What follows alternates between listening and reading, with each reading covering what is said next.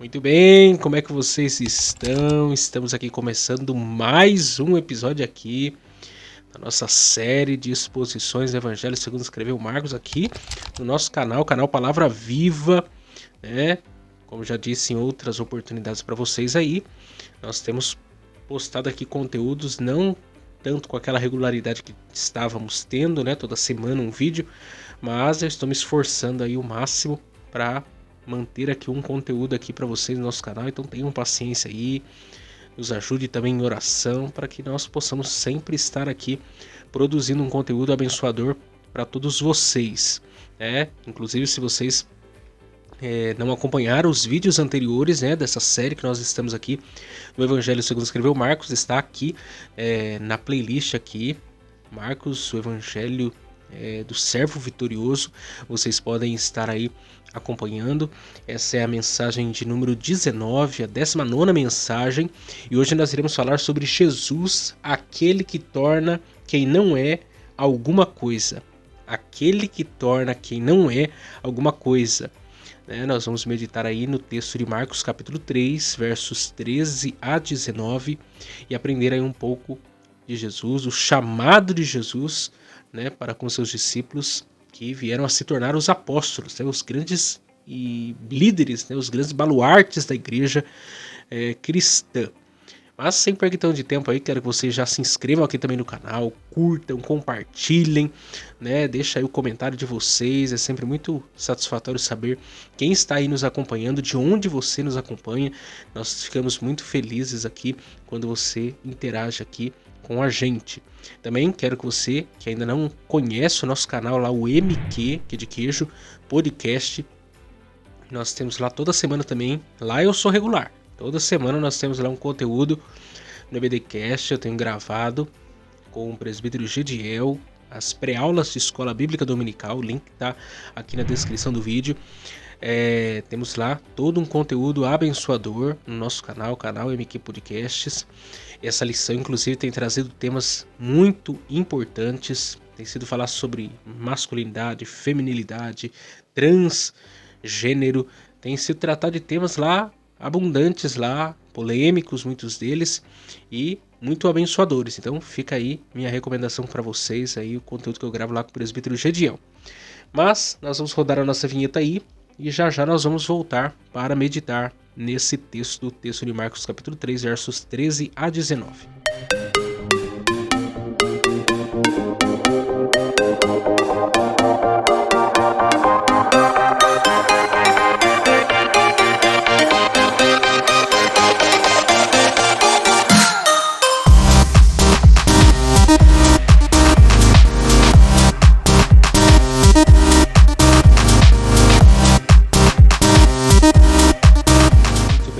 Graças a Deus. Vamos lá então, texto de Marcos, capítulo 3, versos 13 a 19. Veja bem, já estamos aí, quase na metade aí do capítulo 3. E provavelmente essa mensagem é uma mensagem que nós vamos pensar um pouco aí sobre o chamado de Jesus, Jesus aquele que torna quem não é alguma coisa. Mas eu estou estudando essa possibilidade, ainda não é uma certeza, talvez nos próximos vídeos, né, nós saberemos, vocês saberão, mas fica aí esse mistério para vocês. Mas provavelmente eu vou seguir dentro desse texto aqui de Marcos 3, 13 a 19, uma série de mensagens biográficas sobre os 12 apóstolos de Jesus. Sobre os 12 apóstolos de Jesus, conhecendo integralmente a vida de cada um deles. Nós temos a intenção aqui de aprender a palavra de Deus. Eu, quando decidi estudar esse livro, o livro de Marcos, como estudamos já o Evangelho segundo Paulo, né, a carta aos Romanos, nós pregamos muitas e muitas mensagens no mesmo livro, a fim de extrair tudo que nós poderíamos. E aqui nós temos muitas coisas, seria um pecado, né, passar pelo texto sem aprofundar no texto, entender aquilo que o texto quer dizer e aprender daquilo que a palavra de Deus tem a nos ensinar. Então provavelmente eu vou aprofundar aqui nesse texto e pensar sobre a vida de cada um dos personagens aqui. Mas vamos lá. Marcos capítulo 3, versos 13 a 19 dizem assim: E subiu ao monte e chamou para si os que ele quis, e vieram a ele. E nomeou 12 para que estivessem com ele e os mandasse a pregar, e para que tivessem o poder de curar as enfermidades e expulsar os demônios. Simão, a quem pôs o nome de Pedro, Tiago, filho de Alfeu, e João, irmão de Tiago, os quais pôs o nome de Barjones, que significa filhos do trovão. André e Felipe e Bartolomeu e Mateus e Tomé e Tiago, filho de Alfeu, e Tadeu e Simão Zelote e Judas Iscariotes, o que o traiu. Então vamos meditar nesse texto, nessa oportunidade. Jesus aqui já havia estado, por exemplo, pela manhã na sinagoga, né? Marcos aí, capítulo 3, verso de número 1. À tarde, ele havia estado na praia, Marcos capítulo 3, verso de número 7. E agora, à noite, ele subiu ao monte para orar e vocacionar para si 12 homens com uma única missão, isto é, pregar, anunciar as boas novas do reino de Deus. Jesus, ele chamou da multidão os seus discípulos, e dos discípulos ele chamou os seus apóstolos. É verdade que Jesus, ele chama todos à salvação. Alguns aceitam o chamado e acabam se tornando, ou vieram a se tornar, discípulos de Jesus. Mas pouquíssimos, Jesus chamou, ou mesmo vocacionou para o ministério. Pouquíssimos. Ele vocacionou para o ministério. E esse texto, esse episódio, ele também é narrado, por exemplo, pelo apóstolo Mateus, né, Levi, no seu capítulo 10, versos 1 a 4, e toda uma continuação até o fim do capítulo. Talvez é a passagem mais completa sobre esse episódio aqui, é Mateus 10, o capítulo 10 completo. E também é narrado por Lucas, no seu capítulo 6, versos 12 a 16. Então, observando esse texto aqui, narrado pelo evangelista, né, biógrafo de Jesus, João Marcos, primo de Barnabé, nós podemos destacar aí algumas lições, podemos pontuar algumas lições para nós sobre o chamado, a escolha de Jesus para aqueles que iriam ocupar as fileiras do ministério, né, que ocupariam a liderança da igreja. Então vamos aqui fazer algumas pontuações. Primeiro, Jesus escolheu discípulos para o ministério por intermédio da oração. Vou repetir. Jesus escolheu discípulos para o ministério por intermédio da oração. Agora a gente vai lá para Lucas, capítulo 6, o versículo de número 12. Diz o texto esse do Evangelho de Lucas, texto paralelo, agora narrado por Lucas, o mesmo episódio, e Lucas sempre, né, nos dando uma informação a mais, né? Lucas sempre preenchendo as lacunas, as arestas. Ele diz as seguintes palavras: E aconteceu que naqueles dias subiu ao monte a orar, e passou a noite em oração a Deus. Então veja bem, não existirá sucesso na escolha de pessoas para o ministério se não houver busca a Deus. Se nós queremos sucesso na hora de escolher pessoas para o ministério, para a vocação ministerial, isto tem que passar pela oração. Até porque ministério não é promoção, ministério é vocação. Ministério não é promoção, ministério é vocação. E vocação é dom. E dom, quem dá é Deus, e quem distribui é o quê? O Espírito Santo. Então, se nós buscarmos a Deus, né, nós iremos escolher pessoas segundo a vontade de Deus, o querer de Deus, para bem servir o ministério. A pergunta é como nós, né, ou como se deve orar para isso?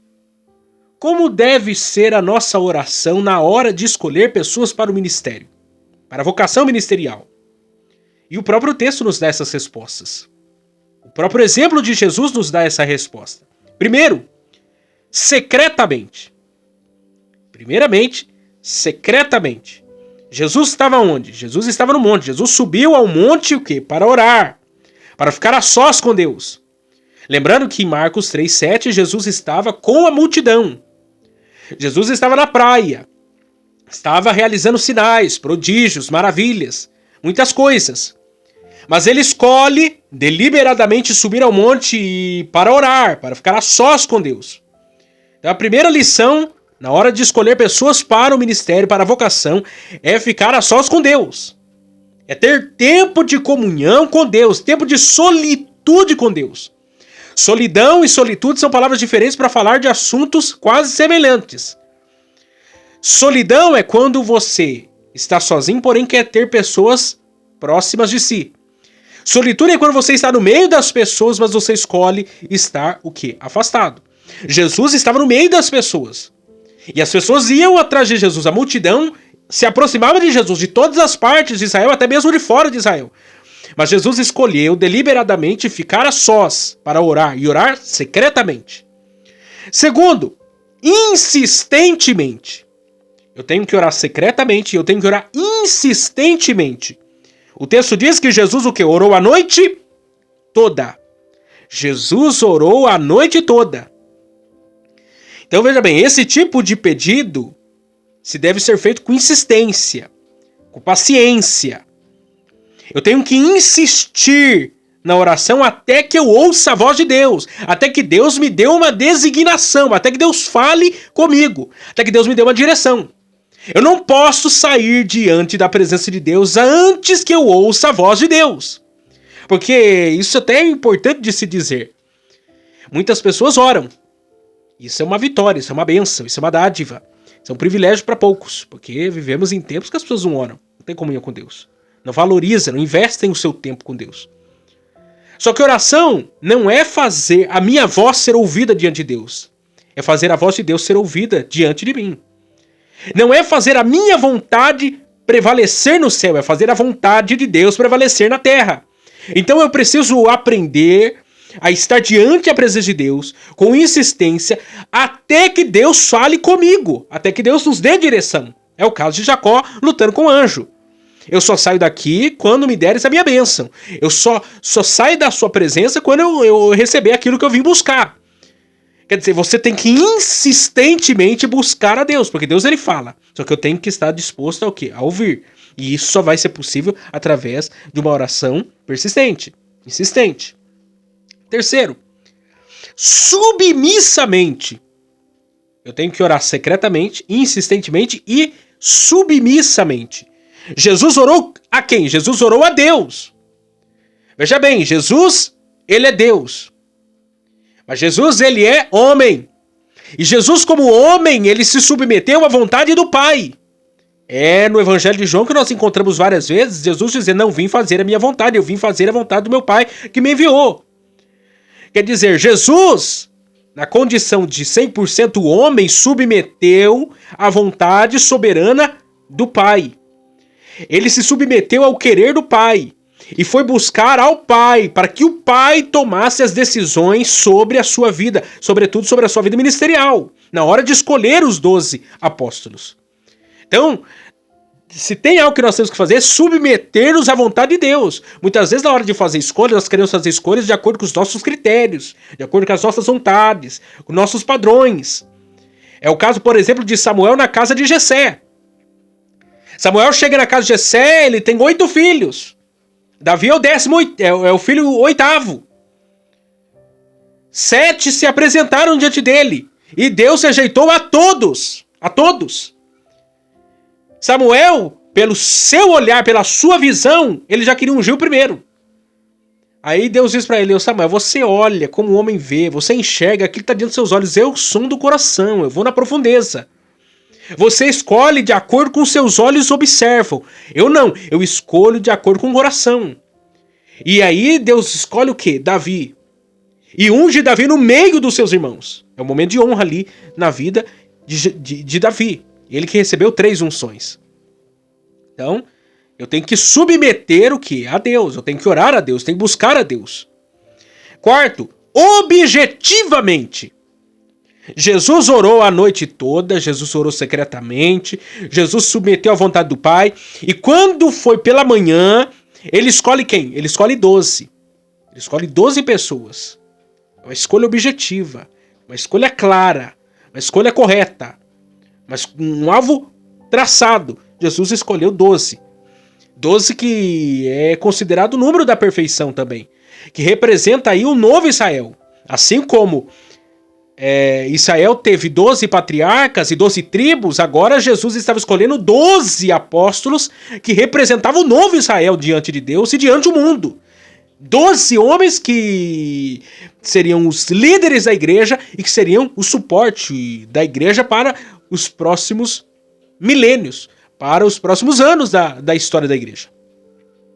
Isso é tão importante, essa maneira de buscar a Deus na hora de escolher, se pôr em oração na hora de escolher a Deus pessoas para o ministério, porque lá em Atos capítulo 13, versos 1 a 3...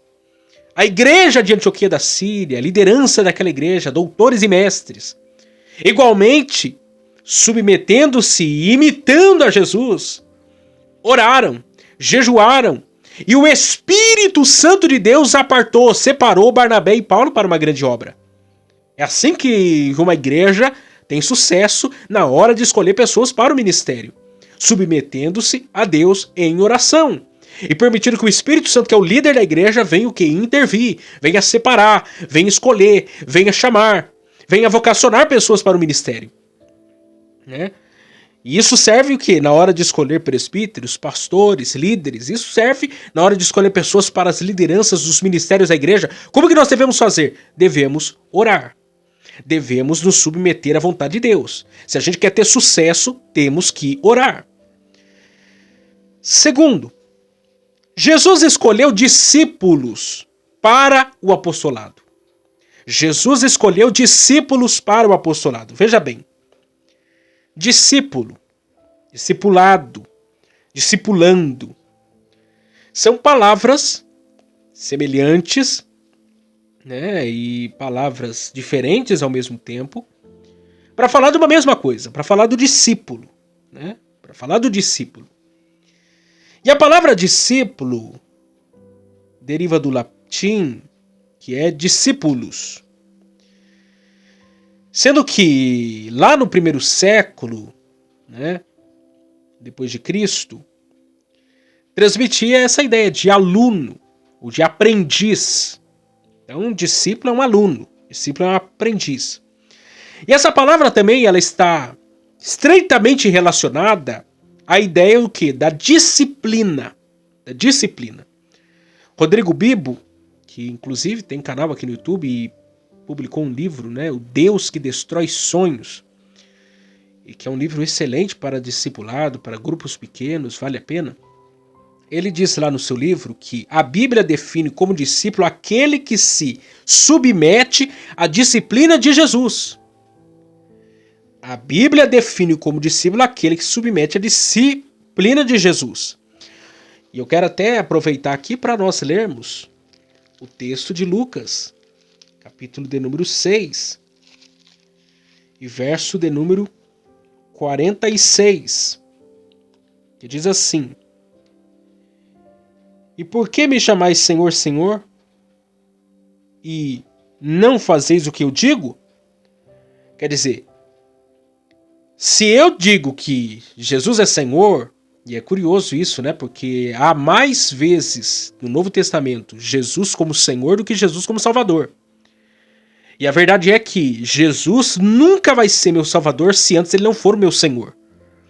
Em outras palavras, eu preciso me submeter a Jesus, a disciplina de Jesus, ter ele como meu Senhor, para que então eu possa tê-lo como meu Salvador. Né? Muitos, Jesus aqui combatendo, né? Muitos me dizem, Senhor, Senhor. Né? quer agradar com palavras, mas na prática, na hora de fazer, a coisa é diferente. Então o discípulo, ele é um aprendiz, né? É alguém que está pronto a aprender. Inclusive, nas Sagradas Escrituras, a ideia de discípulo aparece lá no Antigo Testamento. Quando nós lemos lá em Crônicas, 1 Crônicas, capítulo 25, verso 8, que diz: deitaram sorte para designar os deveres, tanto do pequeno como do grande, tanto do mestre como do discípulo. Essa passagem refere-se ao aluno da escola de música no Templo de Jerusalém. Então, o termo hebraico ali utilizado é o Talmud, né? Talmud, que tem na sua raiz a palavra lamad, que pode ser traduzido como aprender ou ensinar. Inclusive, nós já falamos aqui em outra oportunidade, né, sobre os estágios do aprendizado de uma criança judia, desde aprender a Torá, livros históricos, livros poéticos e os livros proféticos. Cada fase dessa era um degrau que ele subia, até ele aprender toda a lei do Senhor, aprender toda a palavra de Deus, né? Que vai dar origem, inclusive, a um livro escrito por um teólogo brasileiro e conhecido como o livro Talmidim, que é o discípulo, né? Que é aquele que segue a Jesus, o discípulo de Jesus. Ainda lá em Isaías, né?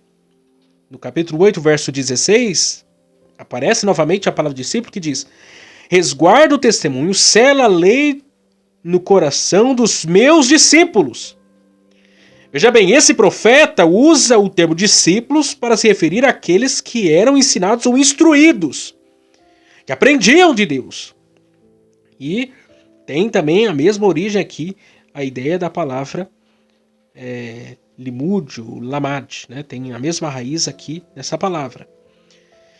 Até mesmo Jonas Madureira, falando sobre isso, no seu livro O Custo do Discipulado, um outro livro importante, vale a pena comprar, vale a pena ler, aplicar na escola dominical, tem grupos pequenos para tratar sobre isso. Ele diz: a palavra discípulo tem dois sentidos.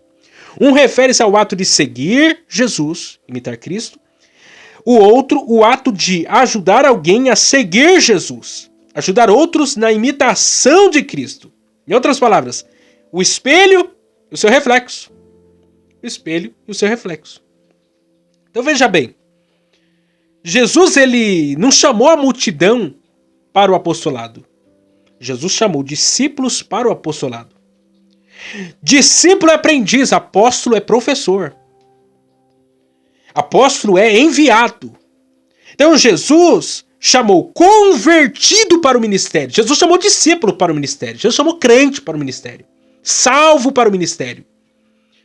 Ele chamou quem já era dele e não quem ainda precisava se converter, que ainda precisava entregar a vida para ele. Jesus ele chamou pessoas que já tinham relacionamento com ele, não pessoas que ainda não conheciam. Não pessoas que ainda não conheciam. Não é à toa que lá em 1 Timóteo, capítulo 3, verso de número 6, Paulo, instruindo a Timóteo, ele diz para que não se ponha a mão sobre os neófitos da fé, para que ensoberbecendo se caiam na condenação do diabo. O maior erro na hora de escolher pessoas é escolher pessoas o quê? Imaturas ou mesmo descrentes. Escolher multidão e dar a ele títulos de apóstolo, de líderes. O próprio apóstolo Paulo, quando começou seu ministério de plantação de igrejas, né? Primeiro na região da Galácia, depois na segunda viagem missionária, na região da Caia, e assim por diante até a Ásia Menor, a Macedônia também. Ele primeiro saía o quê? Plantando igrejas em várias cidades. Mas ele não escolhia líderes. Ele não colocava a mão na cabeça de ninguém. Ele não consagrava ninguém. Primeiro ele plantava igrejas. A igreja ia se organizando, ia se unindo, Deus ia salvando e as coisas iam acontecendo. Depois ele voltava. Igreja a igreja, cidade a cidade. E daí ele escolhendo e separando presbíteros, os primeiros anciões, os primeiros líderes da igreja. Por quê? Porque é melhor uma igreja sem líder do que uma igreja com líder imaturo. É melhor uma igreja sem pastor do que um pastor imaturo, do que um líder imaturo. Esse é o ensinamento aqui de Jesus. Não adianta eu colocar a liderança se essa liderança não está pronta. Jesus chamou discípulos para o apostolado. Discípulos para o apostolado. Então Jesus escolheu dentre os seus discípulos 12, para que ele pudesse aí passar a missão de formar mais discípulos. Somente discípulos, né, podem gerar mais discípulos. Somente quem aprendeu de Jesus pode ensinar dele a outros. E os 12 tiveram aí um relacionamento com Jesus diferente dos demais seguidores de Jesus, né? Diferente dos demais, porque o propósito, o fim de Jesus era torná-los professores, mestres, torná-los apóstolos. Então Jesus, ele estava escolhendo pessoas que iriam assumir o seu lugar, que iriam compor a liderança da igreja, que iriam assumir o seu lugar de liderança. Queriam assumir o seu lugar de liderança. Terceiro, Jesus escolheu e chamou discípulos soberanamente, livremente e irresistivelmente. Jesus escolheu e chamou discípulos soberanamente, livremente e irresistivelmente. Olha aí comigo o texto. Marcos capítulo 3, verso 13. E subiu ao monte e chamou para si os que ele quis. Os que ele quis. E vieram a ele. Lá no Evangelho de João, capítulo 15, verso 16, texto conhecidíssimo. Jesus disse para os seus discípulos, para os seus apóstolos: não me escolhestes vós a mim, mas eu escolhi a vós e vos nomeei para que vades e deis fruto, o vosso fruto permaneça, a fim de que tudo quanto em meu nome pedirdes ao Pai, ele vos conceda. Então, 3 destaques aqui. Primeiro, Jesus é Deus e Deus é soberano. Jesus é Deus e Deus é soberano. Então Jesus não escolheu e nem chamou como um homem, mas como Deus. Ele chamou na autoridade de Deus, na autoridade do soberano, daquele que tem as rédeas da história em suas mãos. É um chamado soberano, é um chamado espiritual. Ele chama na autoridade divina. Ele chama como Deus. Segundo, Jesus é Deus e Deus é livre em sua vontade. Jesus é Deus e Deus é livre em sua vontade. Jesus escolheu e chamou quem ele quis. Quem ele quis. Jesus não foi influenciado pelo meio, ele escolheu e chamou quem quis. Ninguém influenciou Jesus, ninguém apresentou ninguém a Jesus, ninguém comprou Jesus, manipulou Jesus. Não, Jesus escolheu quem ele quis, soberanamente e livremente.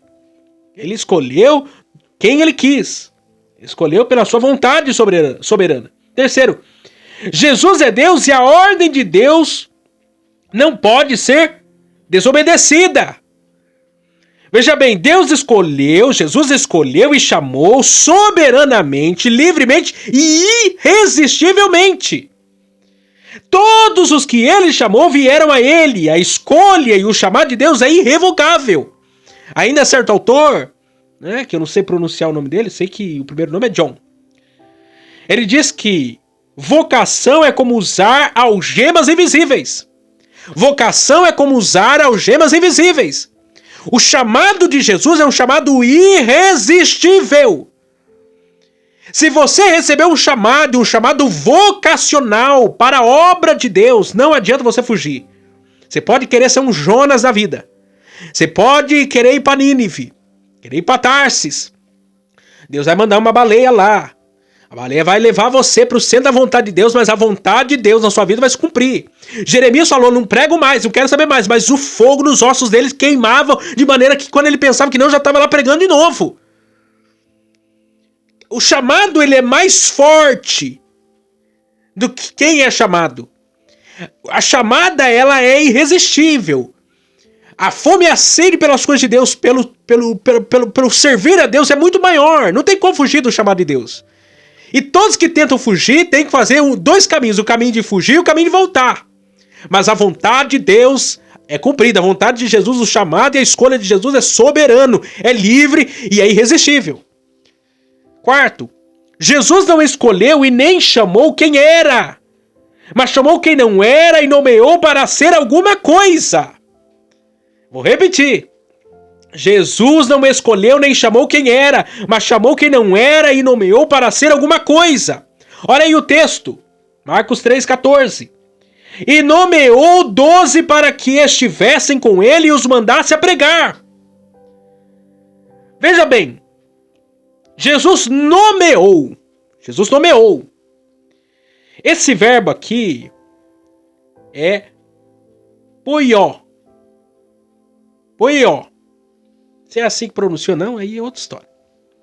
Poió, em grego. E ele significa tornar alguém alguma coisa. Tornar alguém alguma coisa. Então veja bem, em outras palavras aqui, o que significa esse verbo aqui? Poió, nomear, nomeou. Eu faço, fabrico, construo, ajo, causo. Jesus ele escolheu, Jesus ele chamou e Jesus nomeou. Jesus nomeou 12 que não eram para que se tornassem alguma coisa. Para que se tornasse alguma coisa. Isso aqui é importante de destacar. Isso aqui é importante de destacar. Porque alguém acha que é alguma coisa. Porque alguém acha que deve ser escolhido, deve ser chamado, deve ser nomeado. Mas o reino de Deus, ele é de ponta cabeça. Porque o nosso Deus, ele escolhe quem ninguém escolheria. Ele chama quem ninguém chamaria. Ele nomeia quem ninguém nomearia. Ele torna alguém que não era alguma coisa. Esse é o Deus que nós servimos. Alguém quer status, alguém quer fama, quer glória. Não, mas Jesus trabalha diferente. Ele chama quem não é para tornar alguém alguma coisa. Veja bem, Jesus ele poderia ter ido lá em Jerusalém. Jerusalém daqueles dias. Poderia ter escolhido lá os discípulos dos fariseus para serem seus discípulos. Eram as pessoas, talvez, mais bem instruídas daqueles dias, naquele momento. Jesus ele poderia ter aceitado aí, poderia ter aí formado aí um grupo de discípulos das famílias mais nobres de Israel daqueles dias. Ele poderia ter aceitado uma boa quantia de dinheiro para ser o professor desses discípulos. Ele poderia até mesmo ter criado uma escola rabínica com selo de ensino divinal. Jesus ele poderia ter feito muitas coisas, mas ele não fez nada disso. Ele decidiu escolher, ele decidiu chamar, ele decidiu nomear quem não era para se tornar alguma coisa. Ele chamou gente que não tinha nada, gente fraca, gente falha, gente de defeitos, incapazes, para tornar eles alguma coisa, para construir eles, para fazer deles alguém útil para o ministério. Esse é Jesus que nós servimos. Ele pegou quem não tinha, ele pegou quem não era, ele pegou quem não podia, ele pegou quem era rejeitado e fez o quê? Deles alguma coisa. Fez deles alguma coisa. Isso se repete na história da palavra de Deus. Porque veja bem, Moisés era gago. Gideão se achava o menor. Elias pediu a morte. Isaías diz que era homem de lábios impuros. Jeremias dizia ser o que? Uma criança. Pedro pediu para que Jesus se ausentasse dele porque era homem pecador. Levi era publicano, era corrupto. Tomé era incrédulo. Mas Jesus pegou todos esses homens, Deus pegou todos esses homens e tornou eles alguma coisa. Ele não olhou para a biografia deles, não olhou o que eles tinham para oferecer, não preocupou se eles eram da classe A, B, C ou D, se eles tinham família nobre, se eles tinham nome na praça. Não, ele pegou eles do jeito que eles eram e tornou eles alguma coisa. Esse é o evangelho que nós pregamos. Esse é o Cristo que nós pregamos. Você não precisa ser alguém para ser escolhido, você precisa ser quem você é, porque Deus pega você do jeito que você é e faz de você aquilo que Ele quer. Aquilo que Ele quer. Né? É Ele quem escolhe, é Ele quem chama, é Ele quem nomeia, é Ele quem constrói, é Ele quem causa, quem age, quem fabrica, quem constrói. É Ele que faz todas as coisas. Esse é o Deus que nós servimos. Quinto lugar. Jesus chamou seus discípulos primeiro para ter relacionamento com Ele, para depois trabalhar para Ele. Jesus chamou seus discípulos primeiro para ter relacionamento com Ele, para depois trabalhar para Ele. Olha aí o texto. E nomeou 12 para que estivessem com Ele e os mandasse a pregar. Veja bem, Jesus ele escolheu, chamou e nomeou 12 para antes de tudo ter relacionamento com Ele, andar com Ele, aprender dele, ter experiências com Ele, fazer o que ele fazia, pensar como ele pensava, praticar as obras que ele praticava. Jesus chamou para isso. O texto ainda é claro. Número 12, para que estivessem com ele. Chamou para que estivessem com ele. Os 12 tiveram que esse privilégio. Privilégio é somado à responsabilidade. Diferente da multidão, diferente dos 70. Eles foram separados para serem apóstolos. Eles tiveram um relacionamento com Jesus 3 anos e 6 meses. 24 horas por dia. Para que eles pudessem se tornarem os próximos líderes da igreja. Para que eles pudessem ser influenciados por Jesus. Para que a partir daí eles pudessem trabalhar para Jesus. Porque vida com Deus é mais importante do que trabalho para Deus. Relacionamento antecede missão. Discipulado precede apostolado. Isso é importante destacar. Porque muitos estão invertendo esse processo aqui. Primeiro acontece o chamado para a salvação. Depois o chamado para o discipulado. E por fim o chamado para o apostolado, para a vocação ministerial. E tem gente que quer inverter esses papéis, quer atropelar os processos da obra de Deus. Porque tem quem queira aí trabalhar, estar à frente. Tem quem queira aí liderar, mandar, presidir, aparecer, acontecer, mas não quer ser discípulo, não quer se submeter, não quer ter afinidade com Jesus, quer ter relacionamento com Jesus, não quer ter vida com Jesus. Não ora, não jejua, não busca a palavra de Deus, não submete-se à liderança pastoral. Não tem uma igreja para congregar. Aí quer mandar, quer pregar, quer cantar, quer liderar, quer reger. Quer fazer um monte de coisa, mas não quer se submeter a liderança nenhuma. Quer ser o bonzão. Não é assim que as coisas funcionam. Tem gente que está vivendo um ativismo religioso, mas não tem nenhum relacionamento com o Pai. Não tem nenhum relacionamento com Jesus. Não tem nenhum relacionamento com o Espírito Santo. Está na igreja para os fins próprios, para a glória própria, para o louvor próprio, mas não tem nenhum relacionamento com Jesus. Por último, 6º lugar. Jesus deu poder, autoridade para seus discípulos como apóstolos. Diz o texto. E nomeou 12 para que estivessem com ele e os mandasse a pregar. E para que tivessem o poder de curar as enfermidades e expulsar os demônios. Então veja bem, Jesus lhes deu poder. Poder. A palavra em grego é exousia, que significa autoridade ou direito de agir, habilidade, privilégio, capacidade, autoridade delegada. Então, 3 pontos aqui. Primeiro, Jesus lhes deu poder para quê? Primeiro, para pregar. Segundo, para curar os enfermos. Terceiro, para expulsar os demônios.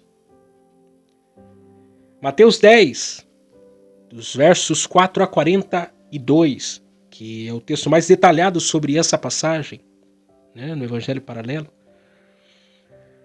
Jesus detalha mais sobre o que vem a ser essa autoridade. Mas a promessa de Jesus, lá em Lucas 24:49, foi qual? Diz o texto. E eis que sobre vós envio a promessa de meu Pai. Ficais, porém, na cidade de Jerusalém, até que do alto sejais o quê? Revestidos de poder. Em Atos 2, versos de número 1 a 4, houve a descida do Espírito Santo, a capacitação dos céus. Em Atos dos Apóstolos, capítulo 4, versos 24 a 31, isto depois dos levantes, né, dos religiosos contra Pedro e João, por conta de eles terem dado uma palavra de ordem, de cura ao coxo, que ficava lá à porta do templo, chamado Formosa, dizendo a ele, levanta e anda. E houve todo um levante. Olha o que eles vão fazer depois de todo esse feito. Olha a oração deles. Olha o pedido deles. Verso 24. Atos 4, 24 a 31. E ouvindo eles isto, unânimes levantaram a voz a Deus e disseram, Senhor, Tu és o que fizeste os céus, e a terra, e o mar, e tudo que neles há. Que disseste pela boca de Davi teu servo, por que bramam as gentes e os povos pensam coisas vãs? Levantaram-se os reis da terra e os príncipes se ajuntaram a uma contra o Senhor e contra o seu ungido, porque verdadeiramente contra o teu santo filho Jesus, que tu ungiste se ajuntaram não só Herodes, mas Pilatos, com os gentios e os povos de Israel, para fazerem tudo o que a tua mão e o teu conselho tinham anteriormente determinado para se havia de fazer. Agora, pois, ó Senhor, olha para as suas ameaças e concede aos teus servos que falem com toda a ousadia a tua palavra, enquanto estendes a mão para curar, e para que se façam sinais e prodígios pelo nome do teu santo Filho Jesus. E tendo eles orado, moveu-se o lugar em que estavam reunidos, e todos foram cheios do Espírito Santo e anunciavam com ousadia a palavra de Deus. Veja bem, poder não é para exibicionismo, para glória própria, para validação pessoal de ministério, para se sobrepor a alguém. Não! Não. Poder é para pregar com ousadia. E pecadores se arrepender de seus pecados, é para curar os enfermos de suas enfermidades, é para expulsar os demônios dos possessos e lhes tornar livres das garras de Satanás. É para isso que Jesus lhes deu poder e para isso que ele nos quer dar poder. Não poder de homens, de dinheiro, de fama, de conhecimento, mas poder do Espírito Santo. Jesus deu o que? Poder aos seus discípulos. Poder. O que está faltando para nós nesses últimos dias? Poder. E o mandado de Jesus é: ficai, pois, em Jerusalém até que do alto. Até que do alto. Até que. Esse até que não tem data. Eles ficaram 10 dias. Mas esse até que nós não sabemos. Até que do alto sejais revestidos de poder. A igreja dos nossos dias precisa desse poder, dessa ousadia, para pregar a palavra com poder. Porque quando nós pregamos, há uma batalha travada no mundo espiritual. Quando nós pregamos, nós estamos avançando, a igreja avança enquanto ela prega. A autoridade para pôr as mãos sobre os enfermos e eles serem curados. A autoridade sobre os demônios, para aqueles que estão possessos sejam libertos de toda a força e opressão maligna. Poder. Não é o poder da terra concedido pelos homens, é o poder que só vem do alto, é o poder de Deus. Esse é o chamado de Jesus. Jesus é aquele que torna alguém que não era, que não podia, que não tinha, alguém que pode, não em si próprio, mas no nome de Jesus, na autoridade de Jesus, porque o enviado, o apóstolo, é aquele que tem autoridade, recebeu a autoridade, a delegação de Jesus para realizar seus feitos na terra. Eu não sei se você tem uma vocação ministerial, um chamado, mas a autoridade não vem de você mesmo, vem do céu. São algemas invisíveis que estão em você, que te prendem, que te amarram à presença de Deus, para cumprir o chamado e a vontade de Deus. E que esse venha a ser nosso anseio, esse venha a ser nosso propósito, ser servos de Jesus. É por isso que o apóstolo Paulo escreve lá, e eu vou terminar com esse texto, em Romanos capítulo 1, como em várias de suas cartas, porque essa é uma dádiva. Essa é uma dádiva. Ele diz: Paulo, servo de Jesus Cristo, escravo, doulos, uma propriedade que tem um senhor, chamado para apóstolo, separado para o evangelho de Deus. Ainda lá em Romanos capítulo 15, ele diz ainda em palavras ainda mais belas, quando ele diz: pela graça, verso 15, capítulo 15, verso 15, parte final, pela graça que por Deus me foi dada. Verso 16, que eu seja ministro de Jesus Cristo entre os gentios, ministrando o evangelho de Deus, para que seja agradável a oferta dos gentios santificada pelo Espírito Santo. O chamado de Deus para nós é uma dádiva. Quem chamou foi Deus, quem escolheu foi Deus, quem separou foi Deus, quem capacita é Deus. Às vezes a gente acha que é a nossa força, a nossa intelectualidade, a nossa sabedoria, a nossa força. Não. Chamado é algo sobrenatural na vida do homem. O homem por si só jamais iria querer Deus. Pelo contrário, ele rejeitaria Deus. Mas quando ele quer Deus, ele quer pregar a palavra de Deus, ele quer anunciar as boas novas, ele quer fazer a vontade de Deus, é porque ele recebeu um chamado especial de Deus. Que Deus abençoe cada um de nós. Até uma próxima oportunidade. Compartilhe esse vídeo com alguém, essa palavra com alguém, porque eu sei que Deus quer falar com mais pessoas através da sua vida. Deus abençoe vocês e até uma próxima vez.